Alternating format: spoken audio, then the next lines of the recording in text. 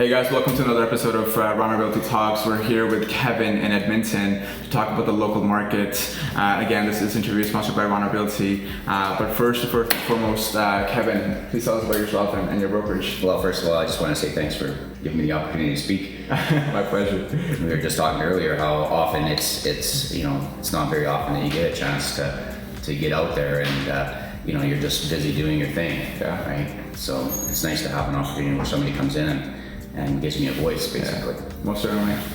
So yeah, I'm a real estate agent in Edmonton. I've been in Edmonton area for all my life. I mean, I've traveled a bit, but I've been in real estate itself for 14 years. And successfully helped a lot of people with houses and buying and investing, and I've got a few investment properties myself. And so yeah, real estate has been really good to me. Awesome. And it's funny because people ask, who do you like to work with? I like working with all types of people, but the one segment of people that you're told not to work with because they're just too much time and work is first-time buyers. Oh yeah. But they are the most fun to work with. Yes. Because there's nothing like putting a person in a home that they're, the first home, they're so excited. They get into that home and it's like, oh my God, you are God. Yeah. We love you. It's because that's not like I need that, but it's like it's such a reward. No, it's surreal. It's surreal, and especially from realtor to realtor, like it becomes a thing of, because a lot of these folks, they're either immigrants or they're first home buyers. So for them, it's a huge dream. It's a lifetime dream to be able to own a home in a country that's given them so much. And so for us to be the realtors to give them that, for them, it's like, oh my God, like you said, like, oh my God, you're God. But like, we don't need that kind of thing, but we thrive and we feed off of it, and we want to do that tenfold for other people. Yeah. And that's super important. And then it makes it worth all that work. Yes. Right? Yes. It's like, that's, you just satisfied me, I'm gratified, that's all good, Well, I get paid too, great.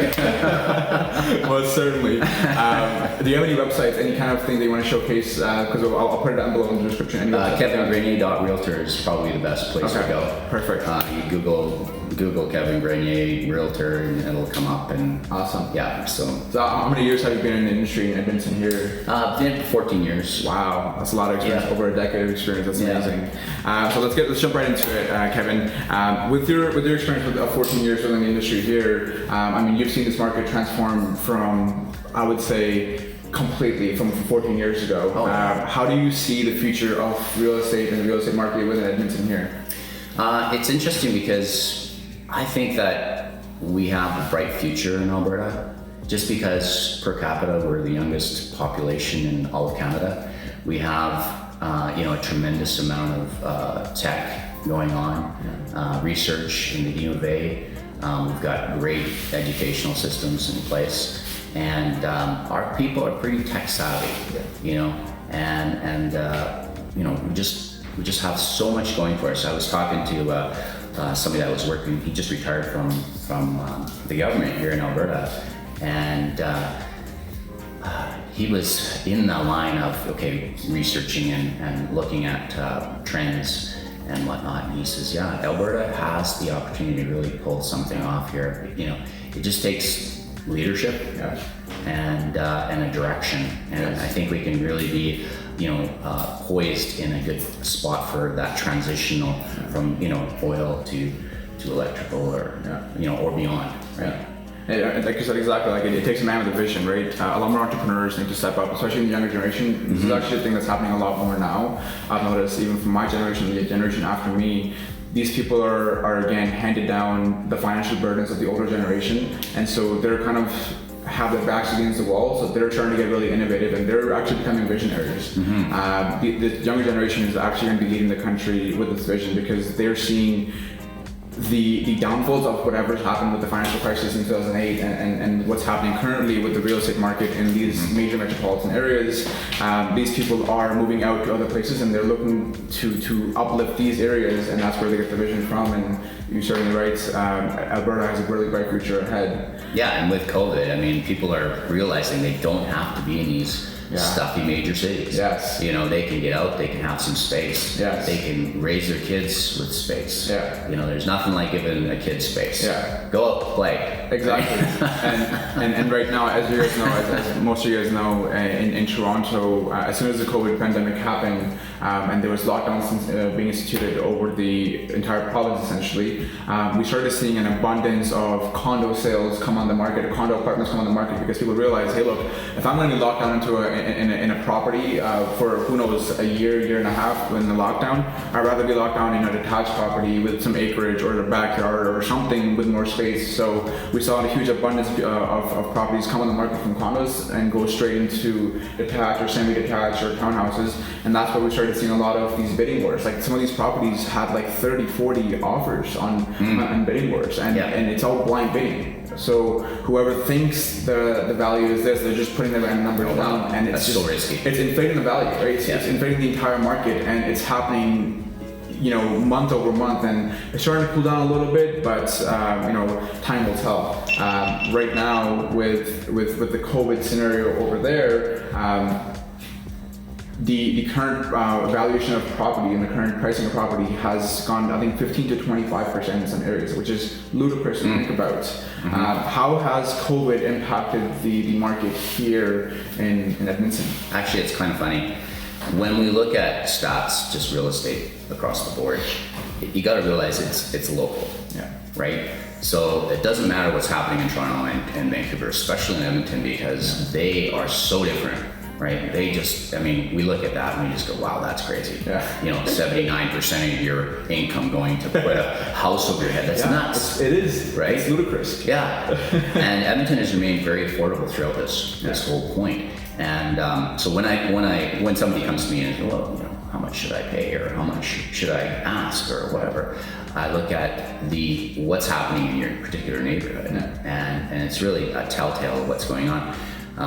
You know, so I disregard all of that sort of Canada-wide stuff, right? It kind of gives you a broad indication of what may come down the pike, but most of the time it's just like, let's focus on our backyard kind of thing, right? And for example, like I pulled up, this area is called Wawa, and it's a mature area. It's like 10-minute drive to downtown. It's got, you know, full-grown trees. The neighbors are really, really friendly, which is really amazing. I mean, today we're here and the neighbors are wondering what's going on, you know, so I'm gonna get a call from the seller going, hey, you know, I was talking to my neighbor and they saw, you know, you were there and all this stuff is going on, right? So, and, you know, shoveling the sidewalk or whatever, there's people that neighbors will shovel your sidewalk. You know, it's unheard of. It's like, it's really, really cool. So anyway, I pulled up the stats for, just to give an example of what happened in this particular neighborhood. So the year prior to COVID, up to March of 2020, average prices were $400K here, just shy of $400K for an average, just across the board. And single family home. Okay. Right? Detached single family home, And there were 79 houses sold, and the days on market were about 38. Wow. Okay. Now, compared to 2020 to 2021, right, the year of COVID, right, we have average prices only going up to 4,026. Wow. Not a big jump. No. Not a big jump at all. No. And then days on market, 36 from 38, so dropped a little bit. And that's 79 houses sold before, 69 houses sold. So a little drop in that. But very, very similar. Very similar. So very stable. And that's what we find in some of these more mature areas. They're very stable. People don't move a lot in them, right? They find that they love them. They just, I mean, why would I move? I love this place. It's close to downtown. I got friendly neighbors. I can, you know, good schools. The quality of life, right? Great quality of life. Yeah, it's the dream, you know. It's the Canadian dream, right? And you're not paying, like you look around the neighborhood and there's motorhomes and there's, you know, toys and stuff. I mean, people have expendable income because they're not spending 80% of their income on putting a house over their head, right? Which is really important. And then if I look at just the last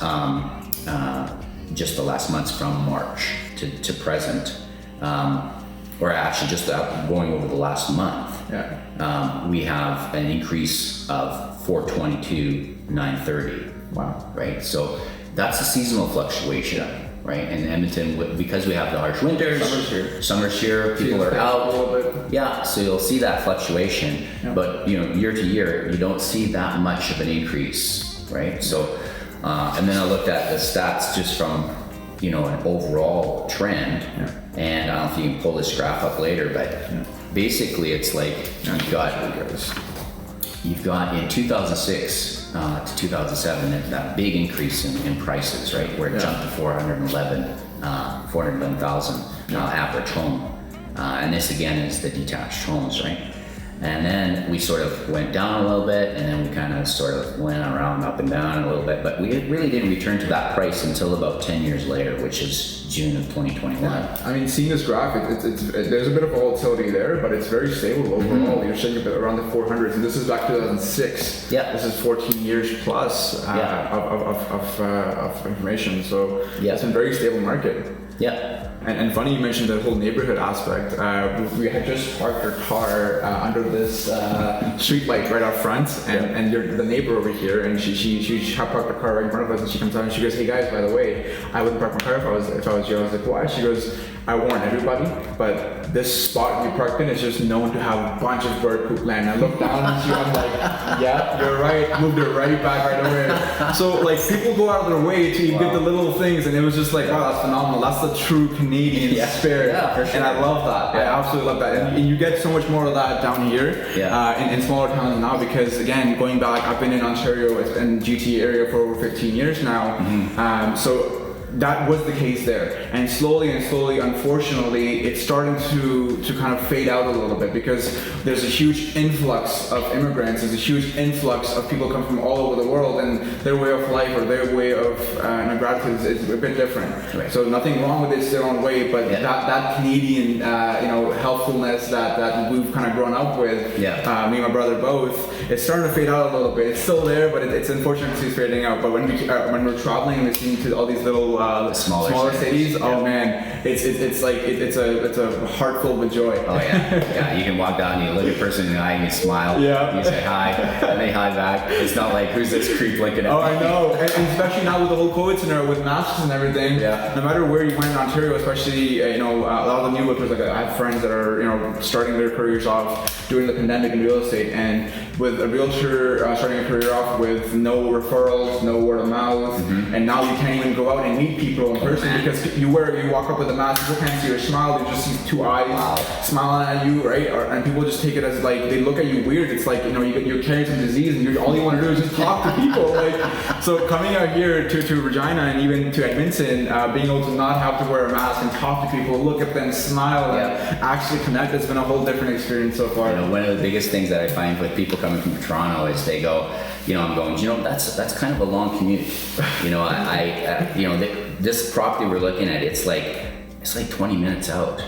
And the guy goes, 20 minutes? I mean, come on. I'm used to an hour commute, like seriously. And that too, like that hour commute is literally the city over. Like it's just, the highways are so bad, because if you had left your house, let's say at 7 o'clock and you want to get to work at 8, and you were going from Mississauga to Toronto, which is only about, I would say 20 kilometers, it's going to take you an hour and a half in that traffic. It's ludicrous. It's insane. Yeah. So and there's bedroom communities surrounding Edmonton. Okay. Now the other point I want to make is Edmonton. You're not losing out on culture when you come here. We have a really strong music and talent base.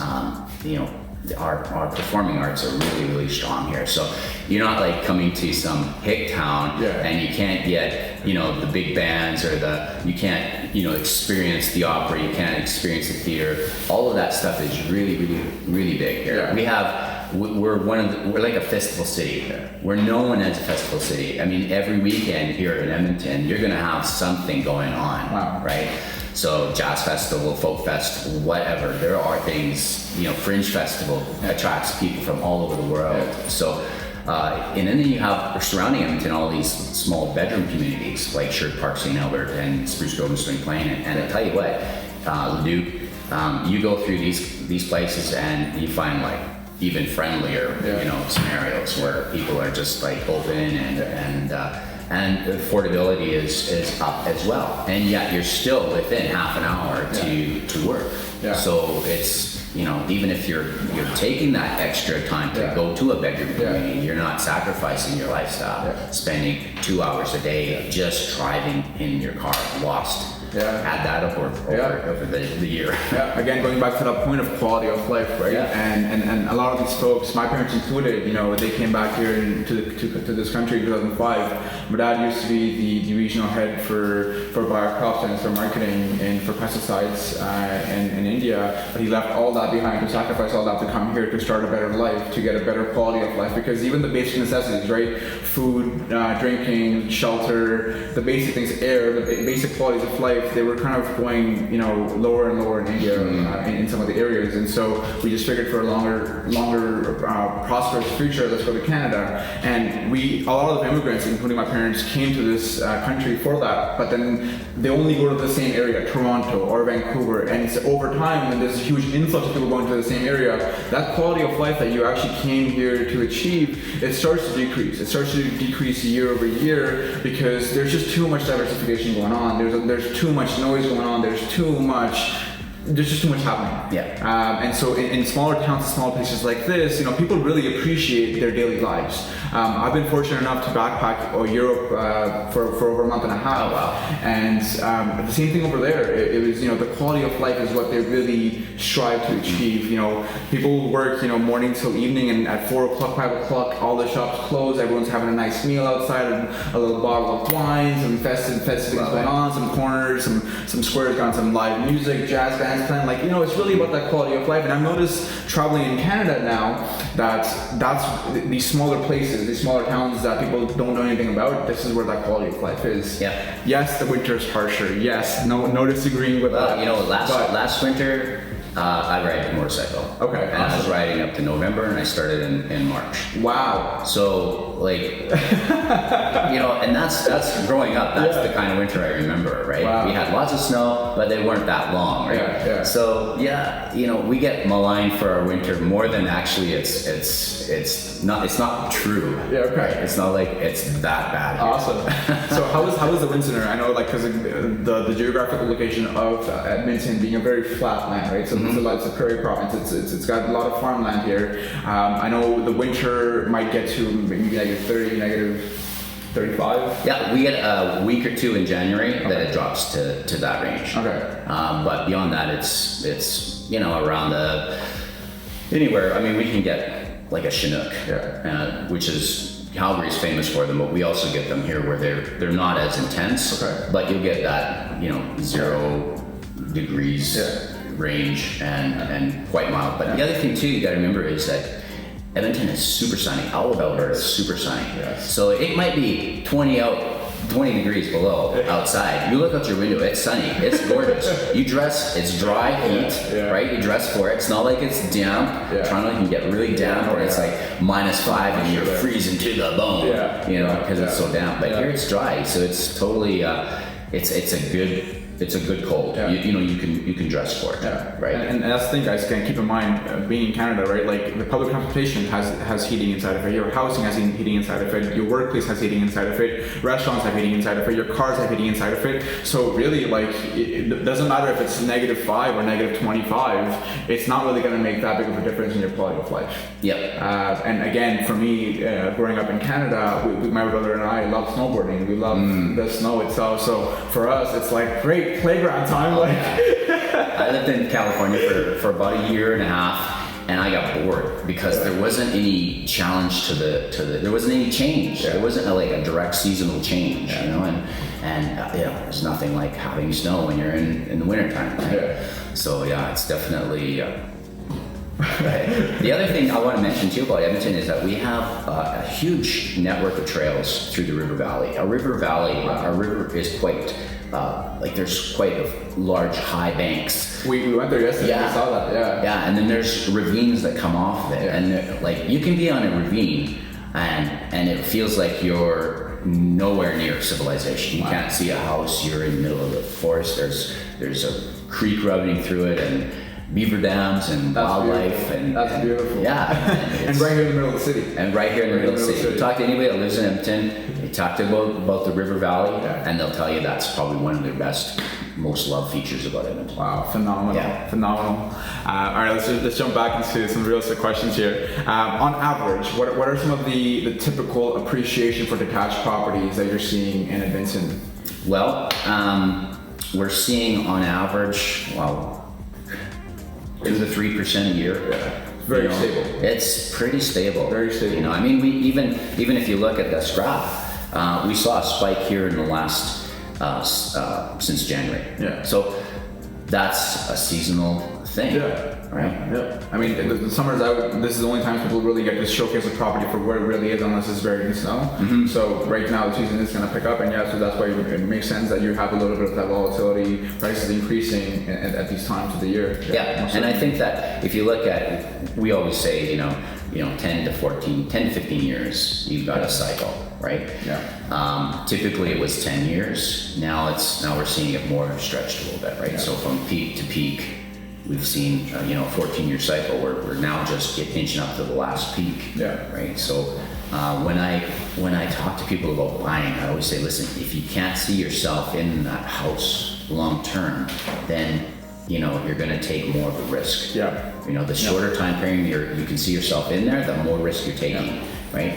And another trend I'm seeing is a lot of the millennials, what they're doing is they're staying home longer, they're putting more cash in the bank, and then they're just shortcutting that, going right to single family home detached. Can you imagine your first home being a single family detached home without condo fees, right? Yeah.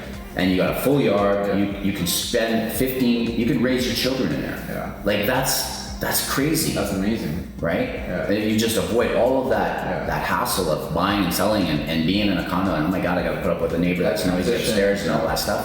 Yeah. You can just, that's affordable here. That's doable here, and there's a large segment of the population that's just doing that because a lot of the millennials, and I'm talking to guys that are professionally went to school, they stayed home longer, they've put money in their jeans, they've seen the hassles that they can get into, they're just avoiding that altogether, which is unheard of in other markets. Exactly, I was gonna get to that point. That guys, I don't know if you guys really got that. I'm gonna break it down for you. Millennials are going from, in Toronto, let's say, being able to afford a small apartments as a first property to being able to own a detached property where they can actually see themselves raising their family long term. Because keep in mind, real estate, infrastructure development itself, these are long-term games, right? These are long-term industries. Your mortgage is 25 or 30 years, so that's a long time of your life, right? So people that come into this thinking that, hey, I'm gonna make my bank in a year or two and come out of it, sure, there's different cities you can do that, but right now in in Edmonton, you're not gonna get that. It's a really stable market. But because that stability is there, you're able to actually afford a detached property as your first time purchase because these guys, millennials, they're smart. They're making good money. They got their side hustles. They're making side money as well. So these people are making near about 100 and maybe even over 100. And so for that same income, they cannot get anywhere close to a detached property in GTA area. Whereas over here, not only will they get that first property, a detached property, they'll get a nice property for the detached property and still have plenty of the actual monetary financial gains left to spend on other things. Go out, enjoy the time with your family, enjoy the time with your friends, go out, get an ATV, get a motorcycle like yourself, and enjoy what life really has to offer in Canada. Yeah, and we're 3.5 hours out from the mountains. Yeah. Right, and you have a choice of going to Jasper, and it's about the same to go to Banff. So you can, take your choice, and it's. Keep that in mind, guys. For you guys, for here in Toronto, 3 hours from Toronto, you're looking at Algonquin Park. Again, beautiful place, beautiful area, but comparing Algonquin Park to Banff or Jasper in a 3-hour drive and have a great quality of life, mind blowing. Yeah, it is. Mind blowing. The other thing too, there are some communities that don't want to pay interest when they do the mortgage. Yeah. That is doable here. Wow. And there are lenders that actually are making their way into the market that offer products that allow a person to get into a property without paying interest. Wow. Right. So for those communities, it's like that's the only way they can afford. So you'll see them and they're like, well, I've got $150,000 saved, which is, wow, that's a lot of money, right? And they're looking at going into a little apartment, right? Whereas these products, they can say, look, we can get you in. We're not going to be charging you interest. This is what you're paying, and they can then have that put towards that, and they can buy, a property that suits their needs. And a property that suits their needs long term, right? Yes. Not just for that year or 2 years, where they have to transition and sell that property and move to something else. Whereas this is going to serve them, for decades if they choose to. So that's phenomenal. Now going and talking about a little bit of the rental market, because as you know, there's a university here, right? So there's a lot of international students that are coming in from abroad. There's even families that are thinking of starting their lives here in Edmonton, but they're not too sure, so they're not going to go and buy a property right away. They might want to rent out for a year, or there's people that want to invest, right? There's a lot of the younger generation or even the newer families, they just can't afford to invest in property and real estate in the GTA area because, again, property valuation is so high. So they want to look to invest in areas like Regina, Edmonton, Calgary, because these are a little bit less in valuation and appreciation. What is the rental market here like? So we're in a property right now, we're in a detached property with 3 bedrooms and 2 washrooms. 4 bedrooms to wash. 4 bedrooms to washroom, sorry. But what would a kind of rental market look like for a property like this, or even in the area? You're probably looking at about 18 to 2,000. Wow. Now again, guys, keep in mind, why I say wow is that because your mortgage is going to be way below that, because if you're paying 20% for even if you get a $500,000 property, right? Let's say you can get a $500,000 property, and you can get a good detached property $500,000 here in Edmonton and the local areas. Your mortgage is going to look to around $1,800 anyways.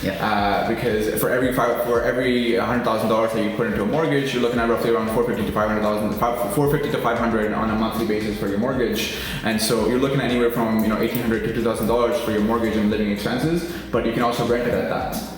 So not only would a property like this cover itself, but also be here in a very stable market long term, that you can actually earn some decent appreciation compared to the money sitting in the bank or investing in a place like Toronto where you just can't afford to invest. There's only one reason you'd rent here, and that's you don't have the down payment, or your credit score is bad, because when you look at the numbers, it just doesn't make any sense. Exactly. It's I 100% agree. Now, from a perspective of a first-time home buyer, as we talked about first-time home buyers, them having that joy of buying a house with a realtor and just being like, oh my god, my dreams come true.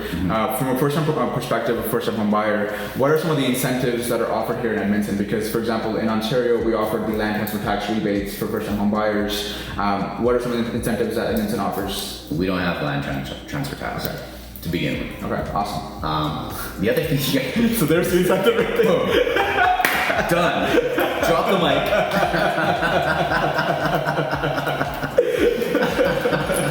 The other thing, we don't have provincial sales tax. Okay, wow. Right, so no PST. Wow. Just GST. Wow, and that is how much over here? 7%. 7%. Wow. Yeah, phenomenal. That's it.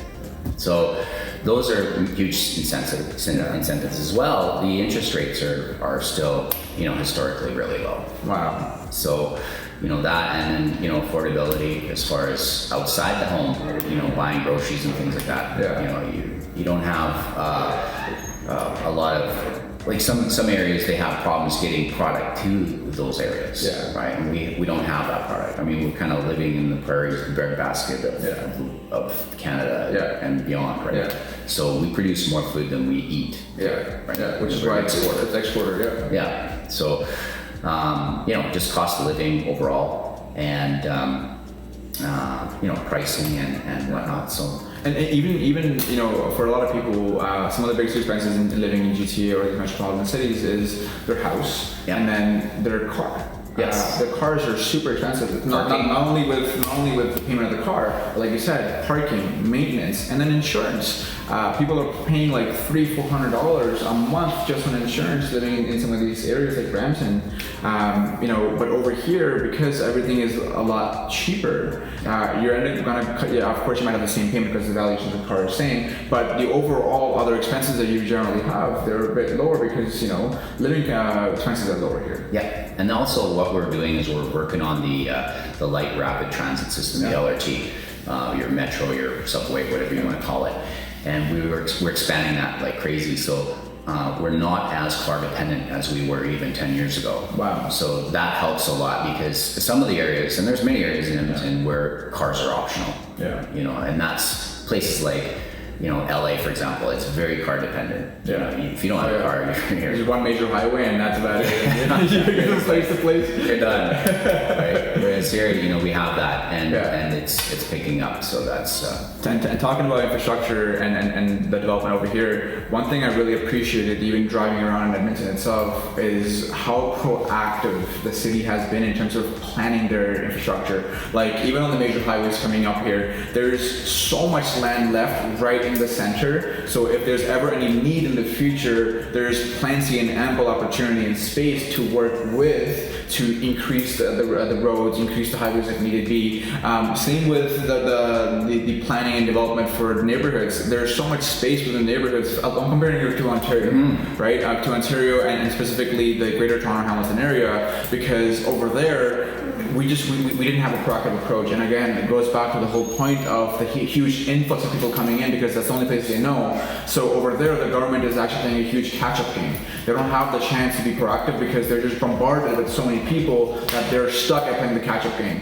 Yeah. And you're seeing that transition over into infrastructure and public transportation and all that. So seeing that here in Edmonton, how proactive they are with that approach, I was blown away. Yeah. The other thing too is people of different communities, different origins and stuff. We're accepting of all of them. Yeah. And if a person feels like I don't want to go there because you know they're rednecks or whatever, you know that isn't the case here. Yeah.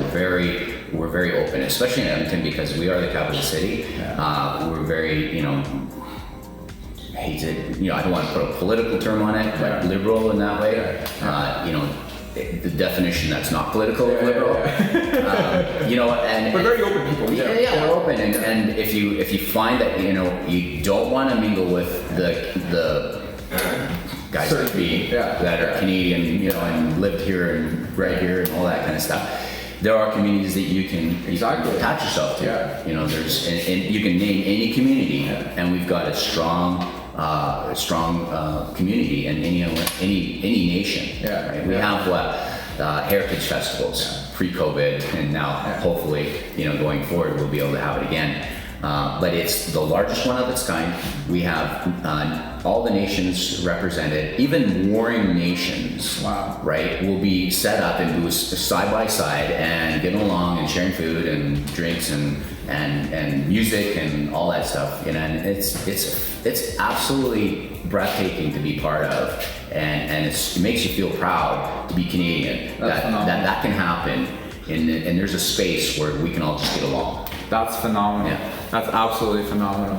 I mean, even driving around, like I was mentioning, like there is a huge amounts for Indians. Like again, I'm an Indian. A lot of people get scared, like, oh my God, I'm not gonna have my own community there. But even driving here in Edmonton, guys, there's a huge population of not just Indians, Pakistanis, Afghanistanis, you know, the Arab countries as well, even the northern Asians of China. There's a huge population of all communities, all nationalities, all different countries available here as well. So don't be scared that, hey, look, it's just a bunch of, you know, white people or a bunch of rednecks or whatnot. You know what I mean? Like, because again, people have these misconceptions. Absolutely. These are real misconceptions that people that have. 100%. And so that's not the case, and that's again some of the missions that another reason why we're on this journey and this trip is to also showcase this trip and show the information so people can actually make educated decisions. Because right now, as you mentioned when the cameras were off earlier, like there's a huge abundance of information out there, so people get flustered and they don't even bother doing anything with it.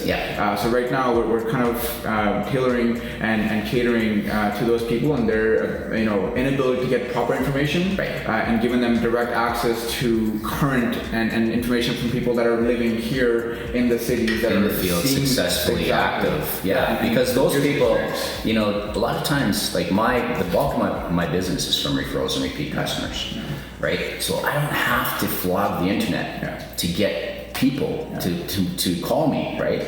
And that's pretty typical of this area where there's, you know, you look for the guys that are doing really, really well. The bulk of their business is coming from referrals. I know businesses that don't do any advertising at all, just because they are that good and they know their stuff and the people know it and they refer to them and all that stuff, right? So it's interesting because those people aren't putting information on the internet. Yeah. So when you go on the internet, you're looking for the information. You're not getting the benefit of having that person's information. Exactly. So I love the fact that you're coming out and you're actually talking to real people and getting, allowing your followers to actually see, hey, this is the real information. This is the reality. This is and reality. when you guys read online, what headlines? Because again, in today's day and age, people have a really big problem with not even reading the entire story. They will type something up on Google and they'll read the first 3 headlines and they think they have an idea of the entire scenario and they're like, okay, well, I got it, and then they spread that information to other people and it's just a snowball effect. That just only leads to going down. Yeah, there's a heavy bias to clickbait. Yeah. And that's the problem. But yeah, so this journey is, again, brought to you by Rana Realty and the team behind the scenes, and of course, Kevin. Let's jump back into some of our questions. We're talking about realtors' perspective, with a lot of your business being repeat clients from word of mouth and previous referrals. As a new realtor, somebody that would be coming from, let's say, the GTA or Vancouver area, if they were thinking of starting their lives here in Vincent and they want to transition over into this market, what are some of the hurdles that you would see a new realtor facing in a market like this? Connections, primarily. But there's 2 types of ways, in my view, that you can do business, and that is you can either have a big front door and a big back door, and just kick them through, pump it through. Yeah. Or you can have a relationship-based business where you rely on your repeating referrals, right? And that's the type of business I have. Yeah. So for you to establish eventually that type of business. Exactly. You may have to start with that big door, and it takes time, and then just pump them through, and eventually build up a following and referral network and things like that. A solid foundation, right? A solid foundation. Again, same with Rana Realty. We really believe in the customer and offering the customer service that they need and they want, and kind of catering to what they need rather than what we want to sell them. It's really about that relationship, that connection, that emotional attachment. I want my clients, my customers to be raving fans of me. When they think real estate, when they think of anything to do with investing in real estate, I want them to think of me right away. I want them to think of Rana Realty right away, because we are a customer service-based business. The customer always comes first. And so being able to build that relationship, we want to work long-term with people, not just one transaction, because there's plenty of realtors out there that will milk you for that one transaction and move on to the next person and won't even think about it twice. Yeah. Whereas, I can see that in yourself as well. It's like we're more than willing to go out of our way to make sure that they get the best service possible, they get the best information possible, so they can make the most informed decision for their future and their family's future. Yeah. So to really build that connection long term, that's where a lot of realtors, don't look at. They should be focusing on more of that, because that's really how you get the long term prosperity in this industry. Yeah, I'm not looking at the transaction in front of me. Exactly. I'm looking at the transactions that are going to follow. Exactly. If I do this right. Exactly. And whether I get paid or not, that's That's to what the person needs and wants. Yeah. And if I can fulfill that, then I know, what, even if I didn't get paid because they decided not to sell after talking to me and I gave them all the options and said, this isn't probably the best thing for you to do is sell right now. Yeah. Right? And they're like, wow, I really appreciate your honesty. And there you go. It's golden. How much is that going to be worth to you? How much do you have to spend to get that kind of loyalty? Anywhere else? Yeah. In any industry. It's The other thing too, you have to be careful of is that, God gave you 2 ears and 1 mouth. Yeah. Right? So listen more than you speak. Yeah. And that's tough, because when you're trying to get those contacts, you have to kind of be a loudspeaker. Yeah. Right? You have to just get out there and talk and talk and talk and talk. Yeah. And somebody will listen. But once you start having that conversation, that's when you shut up, right? You listen, observe, and find out what's really needed and wanted, and direct them in a way that's going to be meaningful, so that they can, at the end of the day, go, you know what? I came in with this viewpoint, but at the end of the day, when we ended up here, I'm so grateful that you helped me get to that point, because now I can see that was the best scenario. Yeah. Right? So, it's kind of a switch. It really is. It really is. Now, going from a perspective to again, first-time home buyers and millennials and the younger generation coming into to the real estate market, because they're going to be starting their lives, they're going to be looking at putting a roof over their heads, so they're going to be weighing all their options out. I know we talked about a lot of affordability and the quality of life here. Just kind of summarize for everyone here. On average, a first-time home buyer or the millennial generation, younger generation, why they should move to Edmonton and instead of being in a metropolitan city like Toronto or Vancouver. Well, I guess it depends on what your goals are. Yeah. You know, if you want to have a more pleasant lifestyle, that you're not going hard at it all the time. If you want to have a balance between life and work, if you want to eventually raise children and have a place where you can trust that they're going to get a good education, they're not going to get influenced in a bad way by their peers and stuff. Edmonton is a fantastic location. It's funny, I was raised in Spruce Grove, which is a bedroom community just outside, 20 minutes outside of the city. Okay. And when we were growing up, we just couldn't wait to get out. You know, it's like, you know, grade 11, grade 10. You know, it's like, I hate school. I want to get out. I hate it. I can't wait to leave this small town. I want to go to the big city. Right? Yeah. And we had our 25-year grad reunion. Yeah. And it was funny how many people went out and then they came back and raised their kids here too. Yeah. And their kids are probably saying the same thing now that we said. Yeah, because again, it's all about the quality of life, right? Right. You look around, you travel, and you see, wow, we really do have it good here. Yeah. You know?